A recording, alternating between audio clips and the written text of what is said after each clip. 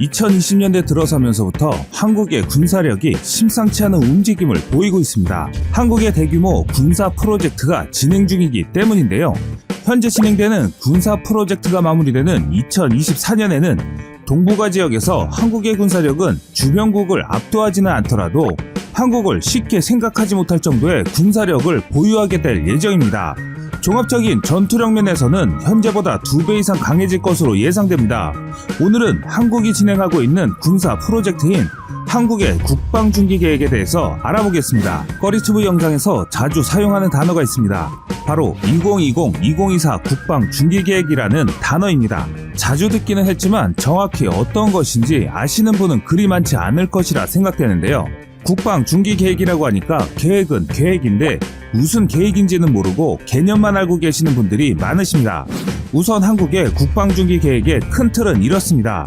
국방부에서 발표한 계획은 크게 1933 국방기본정책서와 국방계획 2.0 기본계획서에서 제시하고 있는 것을 연도별로 쪼개서 진행하는 것이 국방중기계획의 큰 틀이라고 생각하시면 되는데요. 여기에는 전방위 안보위협에 주도적 대응이 가능한 군을 만드는 방법과 첨단 과학기술 기반의 정예화되고 선진화된 한국에 걸맞는 군 목표를 실제로 구현하는 것에 중점을 둔 운영계획입니다. 또한 국방예산과 스마트 정예강군 육성과 국익을 지키는 강한 외교 등 전방위적인 계획안이라고 생각하시면 이해하시기 편하실 것 같습니다. 우선 현재 진행되고 있는 2020-2024 국방중기계획의 대표적인 것이 한국군 전체 전력 증강입니다. F-35A 같은 핵심 무기체계를 보강하고 한국형 전투기 및 핵심 개발 등 첨단 무기의 국산화를 위해 R&D 사업에 투자하여 보다 강인한 군을 만드는 것을 목표로 하고 있습니다. 여기에는 북한의 군사력에 대응하는 부분도 포함되어 있습니다.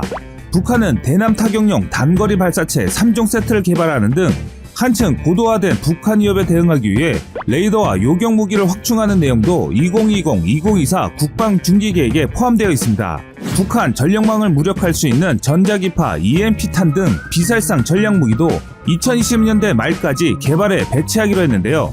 국방부는 국방중기계획에서 향후 5년간 290조 원을 들여 안보를 위협하는 대비책 마련 등에 나서겠다고 밝혔습니다.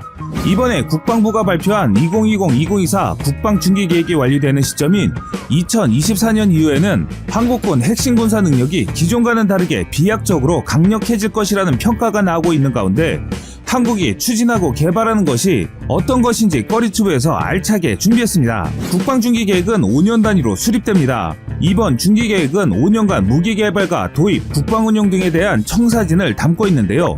특히 이번 중기계획은 오는 2022년으로 예상되는 전작권 전환 시기와 맞물려 더욱 주목을 받고 있습니다. 국방부는 올해부터 5년간 북한 핵과 대량 살상무기인 WMD 위협 대응 전력 확보에 34조 원을 투입하는 계획을 세웠으며 한반도 전구 감시 정찰 능력 개선을 위해 2023년까지 군 정찰 위성 5기를 전력화하기로 했습니다. 사업비 1조 2천억 원을 투입해 영상 레이더, 전자광학, 적외선 위성 등 5기를 확보하는 사업이 추진 중입니다. 또한 사업 종료 목표 연도가 2024년에서 1년 단축됐는데요. 북한이 최근 고체 연료 방식의 단거리 탄도미사일 개발에 잇따라 성공하고 이동식 미사일 발사 차량인 텔 등의 위협이 부각된 데 따른 것으로 한국의 군사력 증강이 더욱 시급해졌기 때문이죠.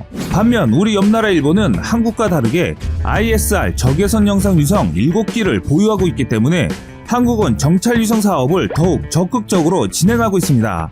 일본이 한국보다 정찰 위성의 개발이 빠른 것은 고체 연료 발사체에 대한 제한이 없기 때문입니다. 한국은 액체 연료에 대한 제한은 어느 정도 제약은 풀렸으나 아직까지 고체 연료에 대한 제한 사항은 남아있는 상황입니다. 동일한 조건에서 고체 연료 추진체가 액체 연료 추진체 대비 3분의 1 가격으로 운영이 가능합니다. 이는 한국이 액체 연료 발사체 1기를 만들 때 일본은 3기를 만들 수 있다는 것입니다. 이뿐만이 아닙니다. 개발비 또한 고체 연료 추진체는 간단하고 비용도 액체 연료보다 저렴합니다. 이런 상황에서 한국은 다른 주변국 대비 발사체 개발에 대한 어려움이 있는 상황인데 현재 한국이 할 수 있는 방법으로 군사력을 증강시키는 것입니다. 한편 유사시 북한의 전력 시스템을 무력화하는 EMP 정전탄, 전자기 펄스탄의 국내 개발도 추진 중입니다. 요즘 한국뿐만 아니라 국내 세계 많은 국가들이 가장 관심을 끈 것은 북한의 단거리 미사일 위협에 대응할 방패 확충안이라고 할 수 있습니다. 그중 한국형 미사일 방어체계인 KMD와 관련해서 국방부는 북한의 신형 탄도미사일을 전방위로 탐지하는 능력을 높이기 위해 탄도탄 조기경보 레이더를 확충하기로 했는데요. 현재는 최대 탐지거리 800km의 그린파인 레이더 2대가 배치되어 있는데 2022년까지 2대가 더 도입될 예정입니다. 그린파인 레이더는 1980년대 미국이 스타워즈로 알려진 전략 방위 구상을 추진하면서 이스라엘과 함께 개발을 시작한 레이더가 그 원형입니다. 1992년 개발을 시작해 1994년 시제품이 완성됐는데요. 미국의 사드와 쌍벽을 이루는 이스라엘이 1998년 탄도탄 요격미사일 에로와 함께 처음 실전 배치됐습니다. 이스라엘의 그린파인 레이더는 이라크와 시리아 등에서 발사한 스커드 미사일을 모두 포착한 것으로도 유명합니다. 또한 이스라엘은 자체적인 탄도탄 요격 체계를 갖추면서 그린파인 레이더를 지속적으로 개량했습니다. 그렇게 2010년 개량한 것이 슈퍼 그린파인 레이더인데요. 처음 한국군이 그린파인 레이더를 도입하게 된 계기는 2010년 11월 북한의 연평도 포격 도발 때였습니다. 그 전까지 한국군은 AN/TPQ-37 대포병 레이더를 운영했지만 발열 등의 문제로 실제 가동하는 시간은 하루 몇 시간이 되지 않았던 레이더였습니다. 1994년부터 1996년까지 대한민국 국방부는 AN/TPQ-37 레이더를 수입했는데요. 총 11대를 도입했습니다. 대당 가격은 130억 원이며 25에서 50km 밖에서 날아오는 적의 포탄, 로켓포를 역추적해 10개의 발사 지점을 수초 내에 알아낼 수 있는 장비였습니다. 처음 도입 시만 해도 북한 장사정포에 대한 거의 유일한 대응수단으로 평가받고 있었지만 장비의 기능 이상으로 실제로 사용 효과는 크지 않았습니다. 이후 한국군은 이스라엘에서 그린파인 레이더 블록 B를 도입한 뒤 24시간 운용에도 문제가 생기지 않았고 탐지 또한 기존의 방공 레이더로서는 만족할 만한 수준이었는데요. 이번에 방사청이 도입하기로 한 레이더는 블록 B와 마찬가지로 슈퍼 그린파인 레이더라고도 불리며 탐지거리는 최대 900km에 달하는 것으로 알려져 있습니다. 또한 대공방어 체계로 패트리엇 PAC-3 미사일과 중거리 지대공 미사일 철매2를 성능 개량하고 장거리 지대공 미사일을 개발해 배치하면 하층, 중층, 복합 KMD 체계가 구축될 예정입니다. 또한 북한의 미사일 발사 움직임 등을 밀착 감시할 수 있는 군 정찰위성 5기는 2023년까지 전력화될 예정입니다. 현재 우리 군에는 정찰위성이 없어 미국에 의존하고 있는 실정인데요. 한국군은 한국형 발사체 누리호를 통해 적에도 정찰위성과 차세대 중형위성을 발사할 예정입니다. 인공위성 한 기 발사에만 약 2조 원이 투입되는 대형 프로젝트입니다. 적에도 정찰위성 사업은 1.5톤급 위성을 지구상공 적외도인 600에서 800km에 올려놓는 임무를 맡았는데요. 여기에 더욱 의미가 있는 것은 기체 내에 들어가는 모든 기술이 한국의 자체 기술로 진행되고 있다는 것입니다. 인공위성을 발사할 때 사용되는 가장 핵심 기술인 발사체인 누리호는 1에서 3단 로켓 모두 우리 기술을 적용한 최초의 발사체인데요. 75톤급 액체 엔진 4개를 묶은 1단, 75톤급 액체 엔진 1개로 이루어진 2단, 7톤급 액체 엔진 1개인 3단으로 구성되어 있습니다. 연소할 때 발생되는 문제 중 하나가 엔진 온도가 섭씨 3000도 이상으로 올라가는 것이 문제였습니다. 이를 문제없이 발사하기 위해서는 섭씨 2000도 이상을 견디는 소재 개발이었습니다. 이 소재는 국가 기밀 중 하나로 돈으로도 살 수가 없는 기술 중 하나입니다. 그런데 작년에 한국이 독자 기술로 개발한 섭씨 2000도씨까지 견디는 소재를 개발했습니다. 현재는 개발뿐만 아니라 최종 안정성 테스트를 하고 있는 상황입니다. 그렇기 때문에 현재 한국의 정찰위성 개발 사업은 순조롭게 진행되고 있습니다. 또한 2015년부터 개발해온 차세대 중형위성 1호도 올해 하반기 러시아 소유스 발사체에 실려 우주로 떠날 예정입니다. 위성은 탑재체 종류에 따라 플랫폼 설계가 완전히 달라지는데요. 차세대 중형위성 사업은 탑재체 종류에 상관없이 작동할 범용 플랫폼을 구축하는 사업입니다. 이는 한국이 앞으로 사용할 다목적 위성으로서의 기틀이 되는 중요한 사업입니다. 차세대 중형위성 1호는 특정 지역 촬영 시간이 항상 같은 태양동기 원궤도의 고도 497km에서 4년간 임무를 수행할 예정입니다. 지구 밖에서 흑백 0.5m, 컬러 2m급 해상도를 갖춘 광학 카메라를 장착하고 한 번에 12km 관측폭을 지녔기 때문에 한국이 진행 중인 차세대 중형 위성 발사가 성공하면 미국 첩보 영화에서 많이 나온 인공위성 영상 장면을 미국 영화가 아닌 한국 영화에서 태극기를 달고 있는 한국의 정찰 인공위성이 영상을 탐색하는 장면을 볼 수가 있을 것입니다. 또한 내년 하반기엔 아리랑 6호, 7호 발사도 예정되어 있습니다. 아리랑 6호는 태양 동기 궤도 505km에서 한반도 지상과 해양 관측 임무를 맡고, 아리랑 7호는 국가안보와 관련된 지역을 선별해 관측하는 초고해상도 위성으로 알려져 있습니다. 이뿐만이 아닙니다. 해상에서의 전력 증강도 눈에 띌 만큼 강력해지고 있습니다.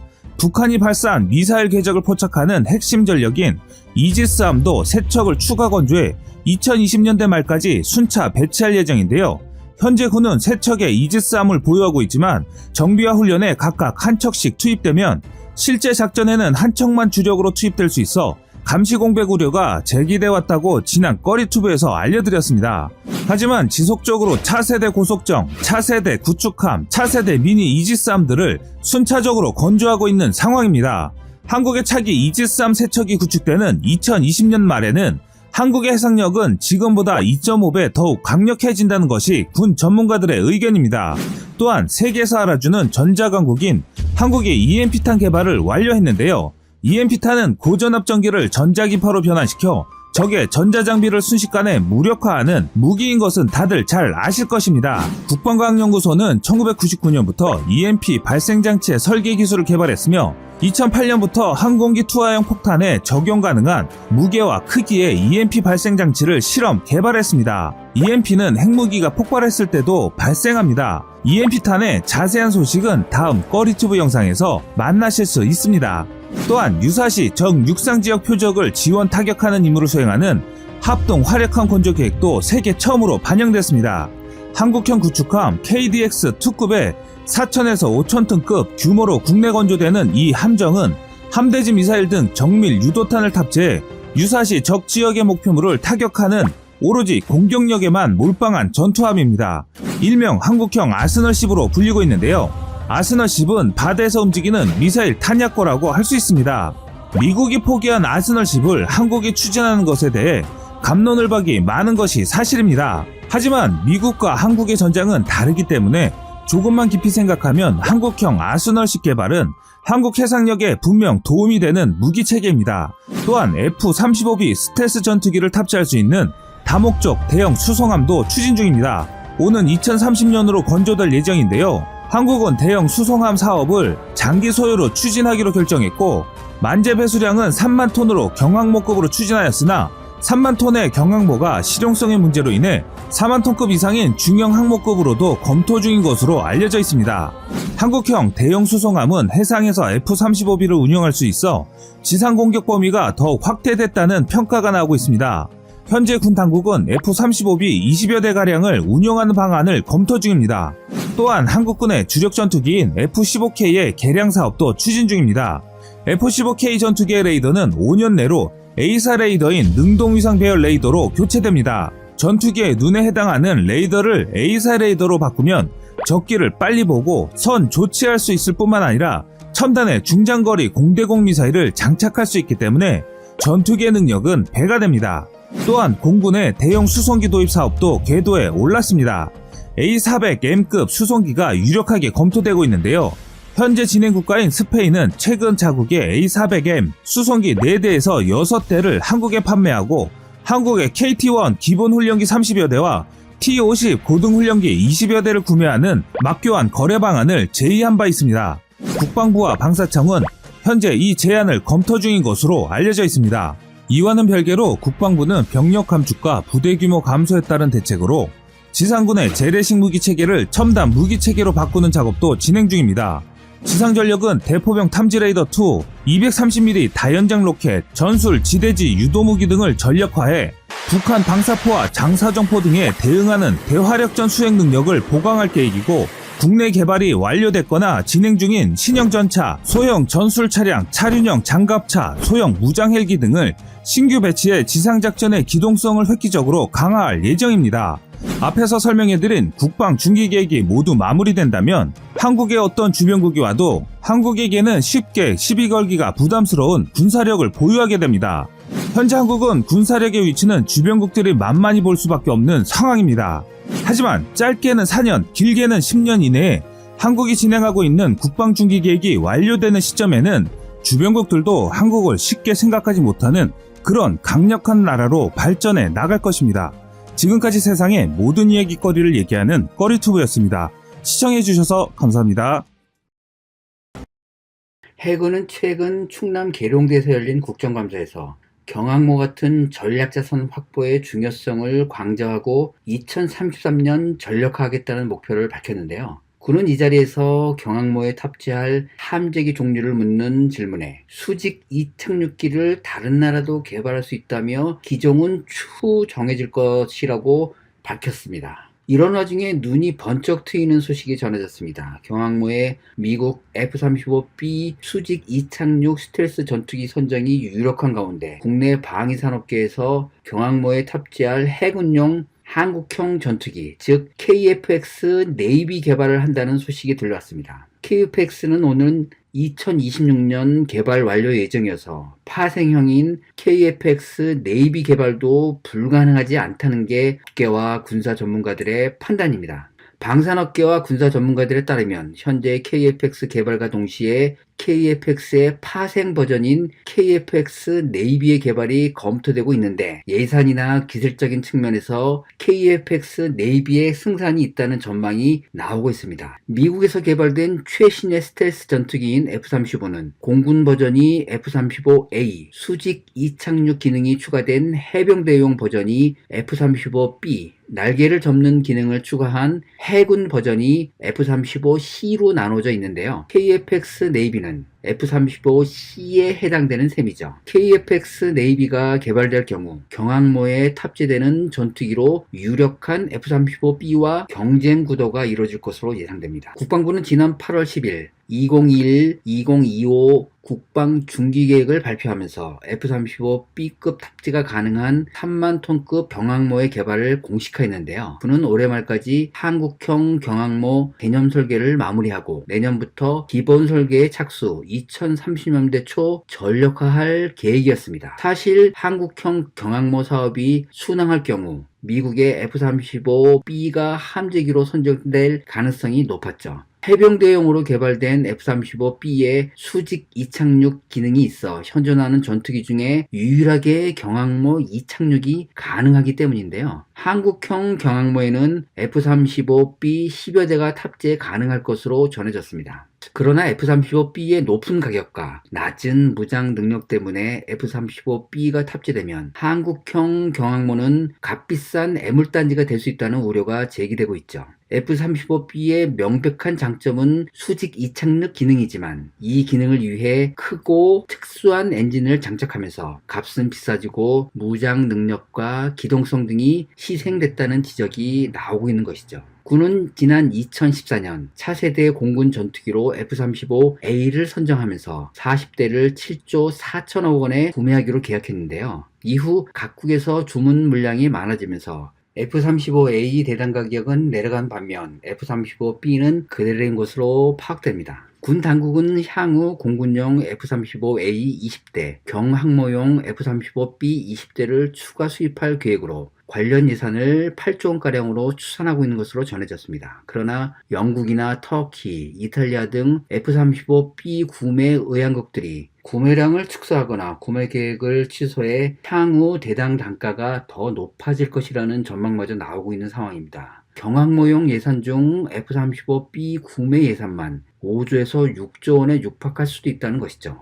여기에 선체 건조 예산, 항모용 최신의 헬기 예산 등을 더하면 경항모 예산이 10조 원에 육박하게 됩니다. 10조 원이면 경항모가 아니라 F-35C를 운영하는 정식 항공모함을 운영할 수도 있는 액수인데요. 이에 경항모를 정식 항모로 개발을 할 가능성과 함께 함재기 후보 범위가 KF-X 네이비 또는 F-35C 등으로 확대된다는 것이죠. 한편 군은 경항모 탑승 인원은 430여 명으로 이를 채우기 위해 민간 인력까지 활용했다는 방침을 밝혔습니다. 사실 KF-X 네이비 얘기가 나오기 전까지는 중국과 일본의 반응은 솔직히 니네들이 경항모를 만들어봐야 어쩔 것이냐 이런 정도로 무시하는 수준이었습니다. 우선 중국의 반응은 이랬습니다. 중국은 환구망의 한국군과 자위대의 실력 차이가 항공모함 한두 척은 못 된다라는 제아의 기사를 통해 한국이 항공모함 건조 계획을 발표한 데에 대해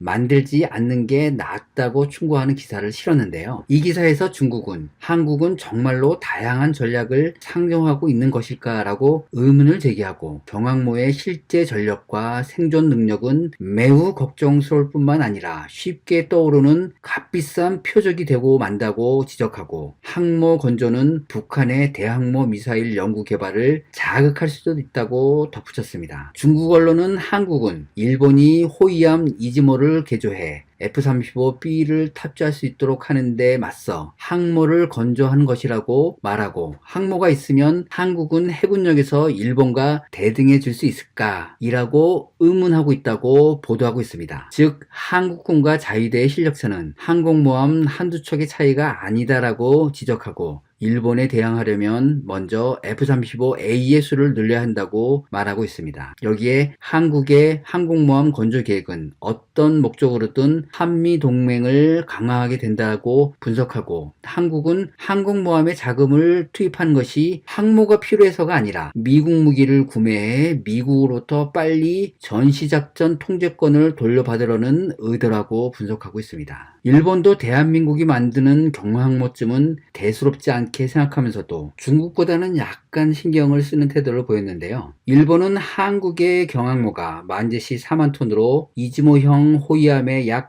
1.6배 크기라는 점에서 신경이 쓰이는 눈치입니다. 일본의 군사매체는 최근 한국 해군 2033년까지 만수시 4만 톤의 경항모 전력화를 결정이라는 제하의 기사를 통해 한국의 경항모에는 대한미사일을 요격하기 위한 유도탄, 아마도 근접 방공미사일인 림 106램과 대열의 방어체계 등 복수의 방어용 무기가 탑재될 예정인 것 같다고 보도하고 퀸 엘리자베스급 항모처럼 스키 점프대를 채용할지에 대해서는 확답을 피했다고 한국의 경항모 재원에 대해 의심의 눈초리를 보내고 있었습니다. 덧붙여서 일본 매체가 흥미롭다고 보는 것은 대한민국이 경항모를 전력화할 때까지 비교적 긴 기간을 설정했다고 하는 점인데요. 전력화 시기를 한때는 2030년까지라고 했지만 결국 2030년까지 전력한다는 것은 한국에서는 비교적 긴 시간을 잡고 있는 것이고 경항모 건조 자체는 2025년 이후에나 시작할 것 같다고 경계를 하고 있었죠.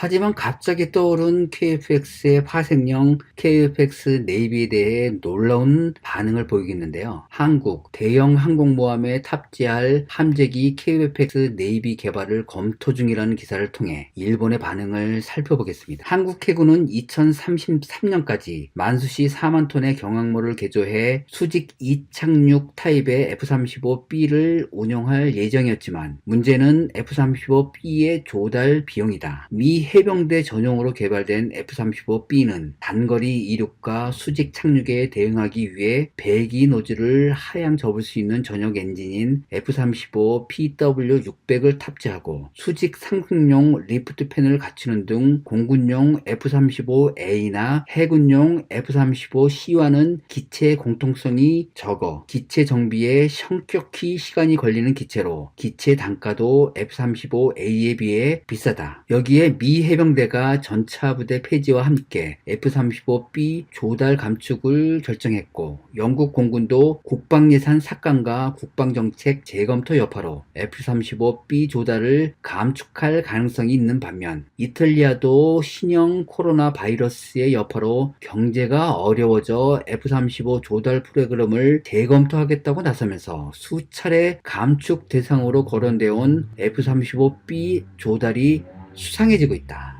이에 따라 싱가포르 4대, 일본 42대, 한국 20대 등 해로 조달에도 당초 예정했던 F-35B 생산 대수가 하락하는 상황에서 F-35B의 재단가와 도입 비용이 다시 상승세로 돌아설 수 있다. 이러한 이유로 한국 방산업계는 경항모 건조 비용과 탑재 항공기 조달 비용을 합하면 10조 원을 초과할 가능성이 있다고 지적하고 이 정도의 비용이 있으면 F-35C를 운용할 수 있는 항모 조달이 가능하기 필요하기 때문에 현재 개발 중인 한국형 전투기 KF-X를 개량해 항모에서 운용 가능한 KF-X 네이비 개발 검토에 들어갔다고 한국 언론이 보도하고 있다. 요약하자면 당초 예정됐던 F-35B의 제조 물량이 줄어드는 방향이라 가격이 다시 상승세로 돌아설 가능성이 높고, 그렇게 되면 한국의 경항모 사업에는 10조 원이 넘는 비용이 필요하다. 이 비용은 캐터펄트나 아레스팅 와이어를 갖춘 항모와 F-35C를 조달하는 비용과 같은 금액이어서, 그렇다면 고정익기를 운영하는 항모를 도입하고 함재기에는 국산 KF-X 네이비를 쓰자는 취지다. 이를테면 영국의 퀸 엘리자베스급 항모의 프로그램 비용은 76억 파운드이므로 한국 방산업계의 말처럼 10조 원만 있으면 고정익기를 운영할 수 있는 항모나 함재기를 조달할 수 있을지도 모른다. 그러나 고정익기를 운영하는 항공모함에 필요한 기술을 어디에서 입수하는지, 함재기를 개발한 적이 없는 한국에 캐터펄트에서의 바람이나 어레스팅 와이어를 사용한 착함의 충격에 견딜 수 있는 KF-X 네이비를 개발할 수 있는지 의문스러워 2033년까지는 전력화가 어렵게 될 것이다. 다만 한국은 자주국방을 중시하기 때문에 정치 세력과 KF-X 네이비 개발을 주장하는 방산업계가 공동전선을 편다면 자칫 F-35B를 탑재하는